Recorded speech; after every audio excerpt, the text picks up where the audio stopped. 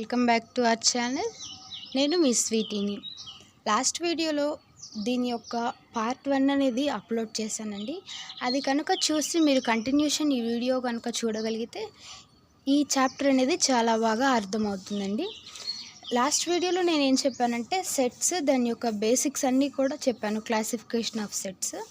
అలాగే ఈ పార్ట్లో వచ్చేసరికి అసలు రిలేషన్స్ అంటే ఏంటి, ఫంక్షన్స్ అంటే ఏంటి, టైప్స్ ఆఫ్ ఫంక్షన్స్ గురించి ఎక్స్ప్లెయిన్ చేస్తానండి. విత్ సాలిడ్ ఎగ్జాంపుల్స్తో చెప్తాను. అలాగే మీకు కొన్ని ప్రాబ్లమ్స్ ఇస్తాను, అవి మీరు ట్రై చేయండి. ఏదైనా ప్రాబ్లం రాకపోతే మీరు నాకు కామెంట్ బాక్స్లో తెలియచేయండి. వెంటనే దాన్ని నేను సొల్యూషన్ చేసి మీకు వీడియో అప్లోడ్ చేయడానికి ట్రై చేస్తాను. ఇంకా లేట్ చేయకుండా వీడియోలోకి వెళ్ళిపోదామండి. ఫస్ట్ అసలు రిలేషన్ అంటే ఏంటో చూద్దాం. రిలేషన్ అంటే మనం జనరల్గా ఏం చెప్తామండి, ఒకదానితో ఒకటి సంబంధం కలిగి ఉండటాన్ని మనం రిలేషన్ అంటాము. అలాగే లాస్ట్ వీడియోలో మీరు గమనించినట్లయితే, బాగా విన్నట్లయితే ఆర్డర్డ్ పెయిర్ గురించి ఎక్స్ప్లెయిన్ చేశాను. ఆర్డర్డ్ పెయిర్లో ఏముంటుందంటే సెట్ ఏలో ఉన్న ఎలిమెంట్స్ అన్నీ సెట్ బిలో ఉన్న ఎలిమెంట్స్తో అసోసియేట్ అయ్యి దాన్ని ఒక ఆర్డర్డ్ పెయిర్గా క్రియేట్ చేస్తాయి. ఆ ఆర్డర్డ్ పెయిర్గా అసోసియేట్ చేయటాన్నే ఇక్కడ మనం రిలేషన్ అంటాము. దీని యొక్క డెఫినేషన్ కనుక మనం గమనించినట్లయితే, let A and B be two non-empty sets, then any subset of A cross B is called relation. ఇక్కడ ఏం చెప్పట్లేదండి, కన్ఫ్యూజ్ అవ్వద్దు, జాగ్రత్తగా వినండి. ఏ అండ్ బి అనేవి టూ నాన్ ఎంప్టీ సెట్స్ అయి ఉన్నాయి అనుకుంటే, then any subset of A cross B, అప్పుడు మనం ఏ క్రాస్ బి రాసినప్పుడు వచ్చే ప్రతి సబ్సెట్ కూడా రిలేషన్ అవుతుంది అని చెప్తున్నారు. ఇక్కడ మనం విత్ ఎగ్జాంపుల్తో చూస్తే మీకు ఈజీగా అర్థమవుతుందండి. ఎగ్జాంపుల్తో చెప్తాను, వినండి. ఇందులో మనం ఎగ్జాంపుల్ గమనించినట్లయితే కనుక A is equals to set of 1 2 3 4 అని ఉంది. అంటే A relation from A to A, relation అనేది ఏ టు ఏకి ఉంది. ఇక్కడ ఏలో ఎలిమెంట్స్ రాశాను, నెక్స్ట్ ఏలో కూడా అవే ఎలిమెంట్స్ ఉంటాయి కాబట్టి రాశాను. ఇక్కడ ఏమైందో చూడండి, ఈ 1 అనేది 2తో ఇమేజ్ ఫామ్ చేసింది, 2 అనేది 3తో, 3 అనేది 4తో. దీన్ని మనం ఎలా రాసుకోవచ్చు, దీన్ని మనం ఇలా రాసుకోవచ్చు. దీని యొక్క రేంజ్ ఏమవుతుంది, 1, 2 అనేది ఒక సబ్సెట్, 2, 3 అనేది ఒక సబ్సెట్, 3, 4 అనేది ఒక సబ్సెట్. ఈ ఇందాక చెప్పుకున్నాం కదా, ఏ క్రాస్ బి అనేది దీని యొక్క రిలేషన్ అవుతుందని. అలాగే ఇది కూడా దీని యొక్క రిలేషన్. ఇక్కడ మనం మెయిన్గా 3 తెలుసుకోవాలి. డొమైన్ అంటే ఏంటి, కోడొమైన్ అంటే ఏంటి, రేంజ్ అంటే ఏంటి. డొమైన్ అంటే ఏంటంటే, ఇప్పుడు ఏలో ఉన్న ఎలిమెంట్స్ అన్నిటినీ మనం డొమైన్ అంటాము. 1 2 3 4. అలాగే ఈ ఎలిమెంట్స్ వేటితో రిలేషన్ ఫామ్ చేస్తున్నాయో వాటిని కోడొమైన్ అంటాం.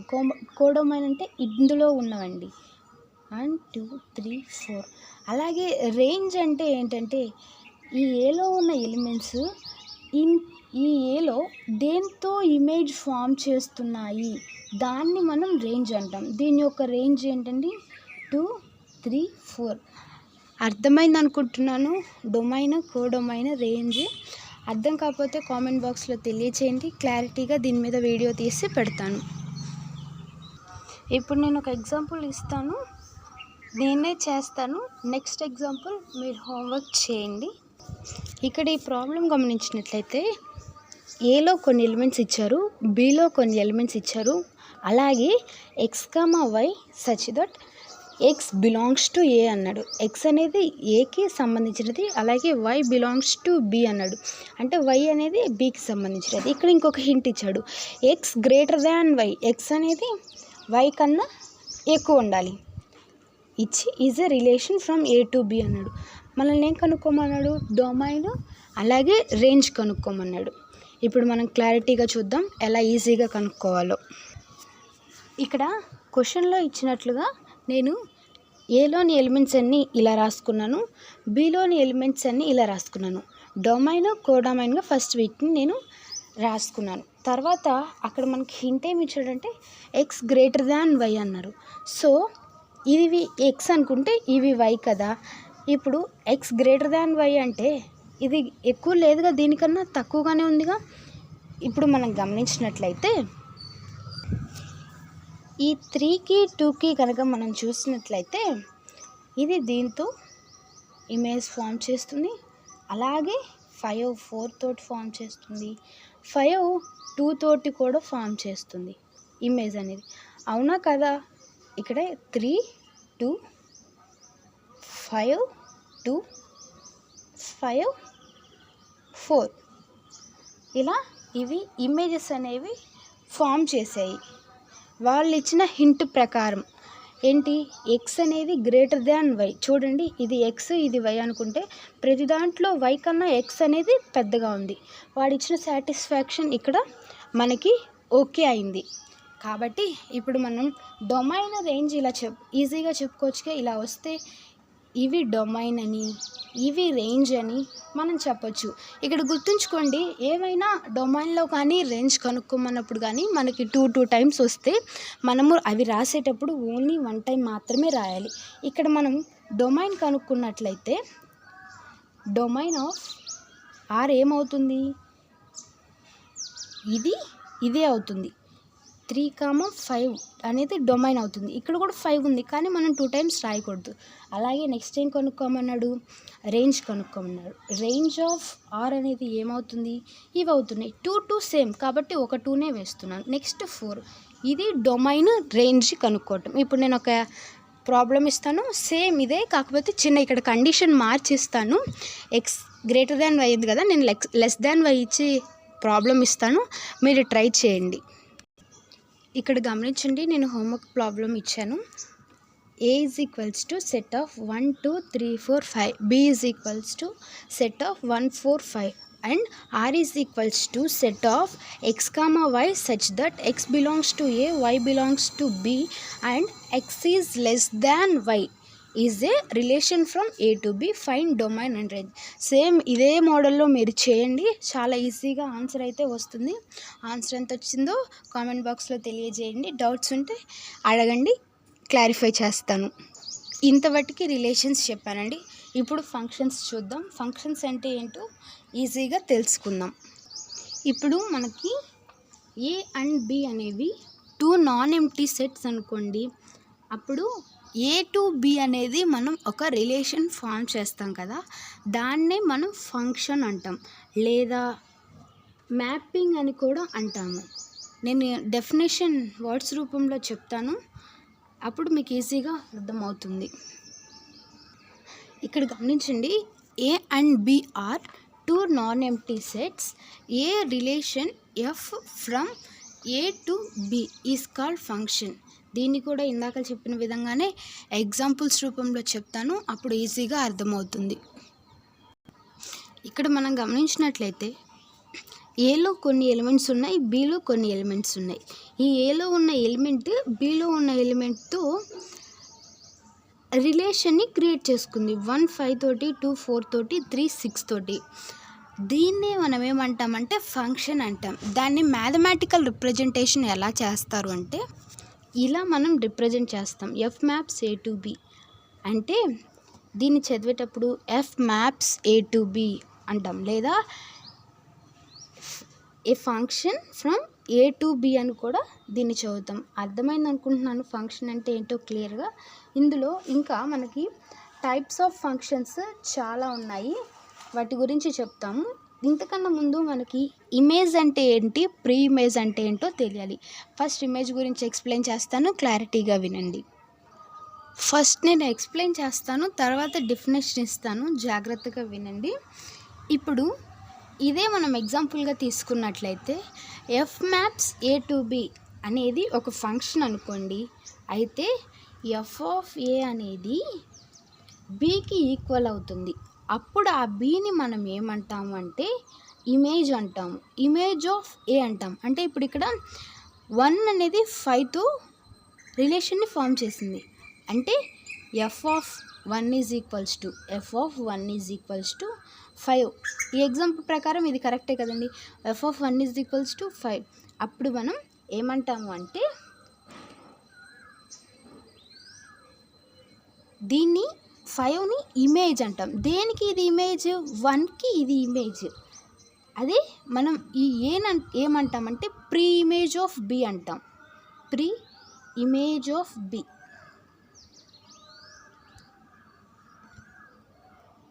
ఈ 5 ఏమో 1కి ఇమేజ్ అవుతుంది, 1 5కి ప్రీ ఇమేజ్ అవుతుంది. ఇప్పుడు నేను వర్డ్స్ రూపంలో డెఫినేషన్ రాస్తాను, గమనించండి.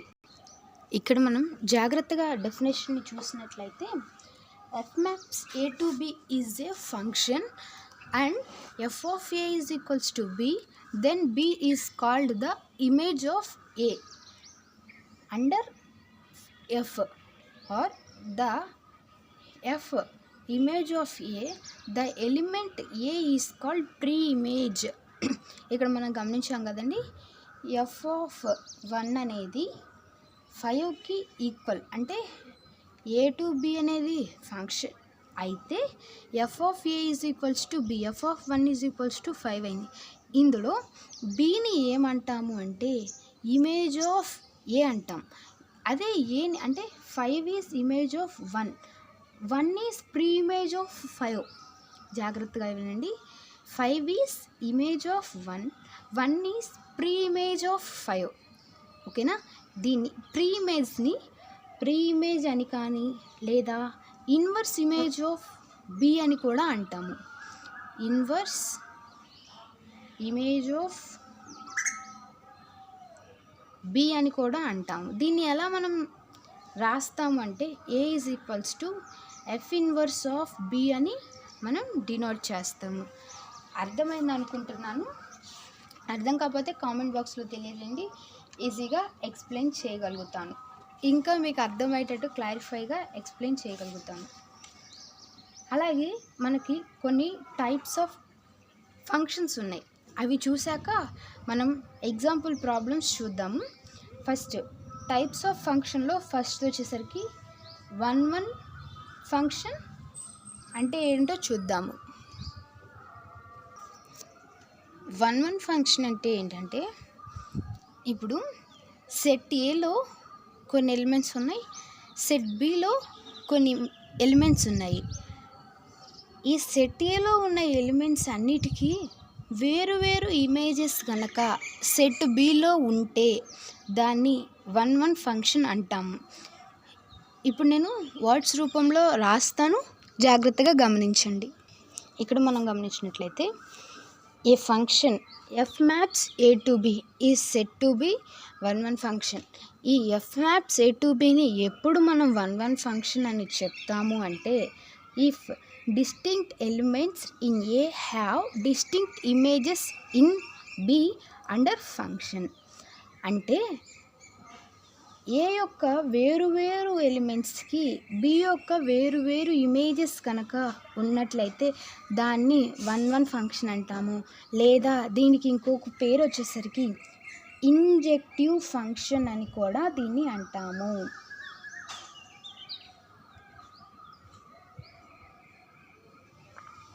ఎగ్జాంపుల్తో చెప్తానండి 1 ఫంక్షన్ అంటే ఏంటో మీకు ఇంకా ఈజీగా అర్థమవుతుంది. ఇక్కడ ఎగ్జాంపుల్ మనం గమనించినట్లయితే సెట్ ఏలో ఉన్న ఎలిమెంట్స్ ఏంటివి? ABC. అదే సెట్ బిలో ఉన్న ఎలిమెంట్స్ 1 2 3. అంటే ఇప్పుడు చూడండి, ఏ అనేదానికి ఒక వేరే ఇమేజ్ ఉంది, బి అనేదానికి ఒక ఇమేజ్ ఉంది, వేరు ఇమేజెస్ కలిగి. సి అనేదానికి 3 అనే ఇమేజ్ ఉంది. దీన్ని మనం 1 ఫంక్షన్ ఆర్ ఇంజెక్టివ్ ఫంక్షన్ అంటాం. ఇప్పుడు నెక్స్ట్ వచ్చేసరికి ఆన్ టు ఫంక్షన్ అంటే ఏంటో చూద్దాం. ఆన్ టు ఫంక్షన్ అంటే ఫస్ట్ ఎక్స్ప్లెయిన్ చేస్తాను, తర్వాత వర్డ్స్ రూపంలో డెఫినేషన్ ఇస్తాను, జాగ్రత్తగా గమనించండి. ఆన్ టు ఫంక్షన్ అంటే ఏంటంటే, బిలో ఉన్న ప్రతి ఎలిమెంట్కి కనీసం ఒక్క ప్రీ ఇమేజ్ అయినా సరే ఏలో కలిగి ఉంటే దాన్ని ఆన్ టు ఫంక్షన్ అంటాం. ఇప్పుడు నేను వర్డ్స్ రూపంలో ఇస్తాను, తర్వాత విత్ ఎగ్జాంపుల్ ఎక్స్ప్లెయిన్ చేస్తాను, జాగ్రత్తగా వినండి. ఇక్కడ జాగ్రత్తగా గమనించినట్లయితే ఏ function f maps a to b is said to be on to function if every element in B has at least one pre image in A. ఇప్పుడు మనం ఎఫ్ మ్యాప్స్ ఏ టు బిని ఎప్పుడు ఆన్ టు ఫంక్షన్ అంటాము అంటే below ఉన్న element కనీసం ఒక్క pre image అయినా సరే ఏలో కలిగి ఉంటే దాన్ని ఆన్ టు ఫంక్షన్ అంటాం. ఎగ్జాంపుల్ చెప్తాను, దీనికి చెప్పినట్లుగా జాగ్రత్తగా గమనించండి. ఇక్కడ మనం గమనించినట్లయితే బిలో ఉన్న ప్రతి ఎలిమెంట్కి కనీసం ఒక్క ప్రీ ఇమేజ్ అయినా సరే ఏలో ఉండాలన్నారు కదా. అదే కండిషన్ ప్రకారం ఇక్కడ డయాగ్రామ్ డ్రా చేశాను, గమనించండి. F maps A to B అనేది పెట్టాలి. ఇక్కడ 1కి సి అనే ప్రీ ఇమేజ్ ఉంది, 2కి ఏ అనే ప్రీ ఇమేజ్ ఉంది, 3కి బి అనే ప్రీ ఇమేజ్. అంటే ఇది ఆన్ టు ఫంక్షన్ని సాటిస్ఫై చేస్తుంది. దీన్ని ఆన్ టు ఫంక్షన్ అని అనొచ్చు, లేదా సర్జెక్టివ్ ఫంక్షన్ అని కూడా అనొచ్చు.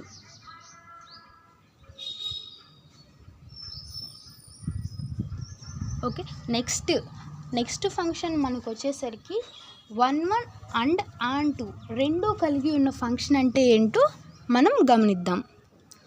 1 అండ్ ఆన్ టు ఫంక్షన్ అంటే ఏం లేదండి, 1 ఫంక్షన్కి ఉన్న ప్రాపర్టీస్ అలాగే ఆన్ టు ఫంక్షన్కి ఉన్న ప్రాపర్టీస్ రెండు కలిసి ఉంటే కనుక దాన్నే మనం 1 అండ్ ఆన్ టు ఫంక్షన్ అని అంటాం, లేదా దీన్నే మనం బైజెక్టివ్ ఫంక్షన్ అని కూడా అంటామండి. బైజెక్టివ్ ఫంక్షన్ అని కూడా అంటాము. ఒక ఎగ్జాంపుల్ చెప్తానండి, మీకు ఈజీగా అర్థమవుతుంది. ఎగ్జాంపుల్ కన్నా ముందు మనం ఒక విషయాన్ని గమనించాలి. 1 ఫంక్షన్ అంటే ఏంటి? ఏలో ఉన్న ప్రతి ఎలిమెంట్కి వేరు ఇమేజెస్ కనుక బిలో ఉన్నట్లయితే దాన్ని 1 ఫంక్షన్ అంటాం. ఆన్ టు ఫంక్షన్ అంటే బిలో ఉన్న ప్రతి ఎలిమెంట్కి కనీసం ఒక్క ప్రీ ఇమేజ్ అయినా సరే ఏలో ఉన్నట్లయితే దాన్ని మనం ఆన్ టు ఫంక్షన్ అంటాం. ఈ రెండింటిని ఒబే చేసే ఫంక్షనే మనకి బైజెక్టివ్ ఫంక్షన్. ఒక ఎగ్జాంపుల్ మనం గమనిద్దాం. F of X is equals to 2x + 1. ఇక్కడ మనం let y is equals to F of X is equals to 2x + 1. ఇక్కడ ఎఫ్ అనేది 1 ఫంక్షన్ అయితే a1, a2 belongs to rational numbers అయితే F of a1 is equals to F of a2 అవుతుంది. అంటే 2a1 + 1 is equals to 2a2 + 1. ఇక్కడ చూడండి, మనకి a1 is equals to a2 అయింది కదా. అంటే దీని యొక్క ఇది ఇప్పుడు మనకి 1 ఫంక్షన్ అయింది. ఇప్పుడు ఫంక్షన్ అనేది ఆన్ టూలో ఉండాలి అంటే y బిలాంగ్స్ టు ఆర్ అనేది ఉండాలి, అంటే కోడొమైన్ ఆఫ్ ఎఫ్ అనేది ఉండాలి. అంటే ఇప్పుడు మనకి ఇక్కడ ఎలా రాయొచ్చు? y is equals to 2x + 1 plus అండి, ఇక్కడ ఇచ్చారు y is equals to 2x + 1. ఎక్స్ని ఎలా రాయొచ్చు? మనకి ఎక్స్ కావాలి అంటే x is equals to y +1 ఇటు వస్తే -1, ఈ ఇంటూలో ఉన్న 2 ఈజ్ ఈక్వల్స్ టు అవతలకు వస్తే /2. అంటే ఇది ఏమవుతుంది? మనకి ఆన్ టు ఫంక్షన్ కూడా అవుతుంది. అంటే ఇది మనకి ఇప్పుడు y is equals to F of X is equals to 2x + 1 అనేది బైజెక్టివ్ ఫంక్షన్ కూడా అవుతుంది. ఇప్పుడు నెక్స్ట్ మనం ఇన్వర్స్ ఆఫ్ ఏ ఫంక్షన్ అంటే ఏంటో చూద్దాం. ఇన్వర్స్ ఆఫ్ ఫంక్షన్ అంటే ఏంటో ఫస్ట్ నేను వర్డ్స్లో చెప్తాను, తర్వాత డెఫినేషన్ ఇస్తాను. ఏ ఫంక్షన్ అయినా సరే దాన్ని ఇన్వర్స్ ఆఫ్ ద ఫంక్షన్ అనాలి అంటే దానికి కొన్ని పర్టికులర్ కండిషన్స్ ఉన్నాయి. ఎలా అంటే ఇప్పుడు నేను రాస్తూ మీకు చెప్తాను. G maps B to A అనేదాన్ని మనం ఇన్వర్స్ ఫంక్షన్ అనాలి అంటే F maps A to B ఎప్పుడు g of b is equals to A for every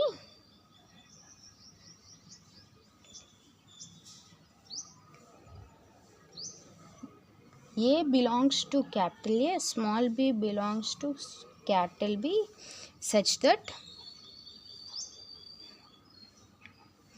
f of A is equals to B.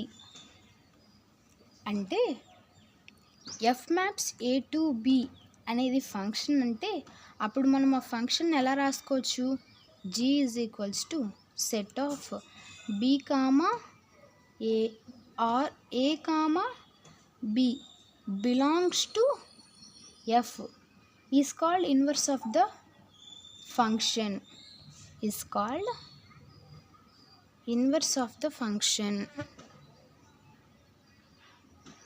inverse of the function